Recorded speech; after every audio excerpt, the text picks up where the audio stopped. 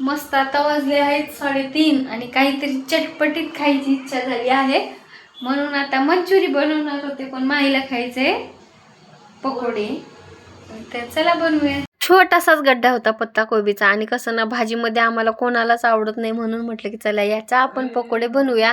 आणि एकदम बारीक पतली स्लाइस अशी कट करून घ्यायची आहे. एकदम कांदा भजी असल्यासारखे वाटते, पण कांदा भजीपेक्षाही खरंच खूप जास्त टेस्टी लागतं हे. शेजवान चटणी सोबत तुम्ही एकदा नक्की ट्राय करून पहा. याच्यासाठी मी काय काय घेतले ते तुम्हाला दाखवते बघा. पत्ता कोबी एकदम बारीक करून घ्यायचा आहे. अद्रक लसूण बारीक कुटून घेतला आहे. सोया सॉस आहे, रेड चिली सॉस, कॉर्नफ्लॉवर आणि मैदा आहे 1 वाटी. हळद, मीठ आणि थोडंसं लाल तिखट टाकलं आहे आणि वरून मीठ टाकून आपल्याला हे सगळं मिक्स करून घ्यायचं आहे. 1 चमचाभर मी सोया सॉस घेतला आहे आणि 1 चमचाभर रेड चिली सॉस.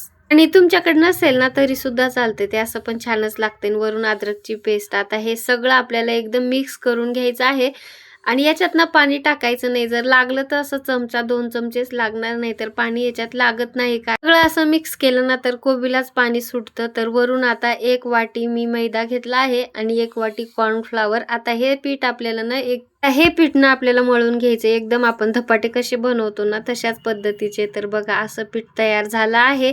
पाणी जर टाकलं ना तर हे खूप पातळ होऊन जातं, म्हणून त्याच्यात पाणी आपण अजिबात टाकायचं नाही.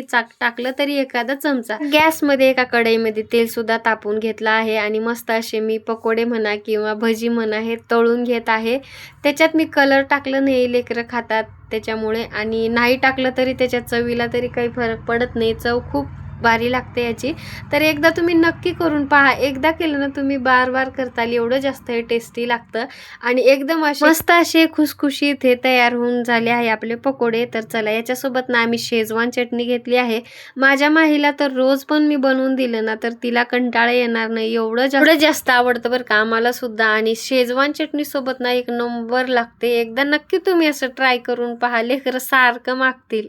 मला बनवेपर्यंत अर्ध्या दोघींनी संपून टाकलं होतं घेऊन. आणि जेवढे काही हे आहेत ना त्यात सुद्धा त्यांचे भांडण असतात की मला जास्त पाहिजे, मला जास्त पाहिजे. तर मस्त आम्ही इथं तिघींनी सुद्धा खाल्लं. आता हे तर झोपले होते म्हणून यांच्यासाठी आम्ही ठेवलं सुद्धा नाही. तर असंच तुम्ही सुद्धा मस्त एकदा बनवून पहा नक्की, खूप छान लागतं हे. आणि भेटूया असंच एका पुढच्या नवीन व्लॉगमध्ये. तोपर्यंत bye bye and take care.